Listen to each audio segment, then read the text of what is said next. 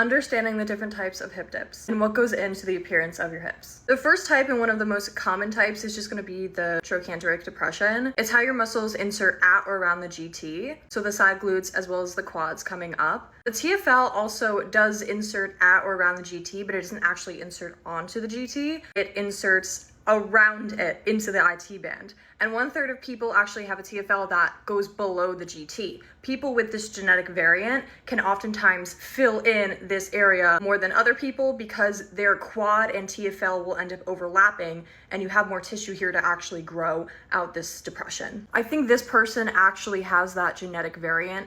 It's hard to see on an x-ray, but I feel like if this is the IT band and the TFL coming down, this is what it would kind of look like in that variant where the person has a longer TFL. This is kind of like a step up to the depression, is also having very wide iliums that makes it even more dramatic. This is actually a male, but the third type is kind of like if you have love handles. I couldn't really find an exact image on this, but when you have love handles, it can kind of create like a dip, even if it's just fat distribution. Then we kind of get into the more interesting cases of hip dips. This is an MRI, so it actually shows the differentiation of all the tissues. That depression, we'd expect it to see like right here, but it's not because there is a layer of fat. It also looks like their muscle, like even if they got down to a lower body fat percentage, they wouldn't necessarily have that depression.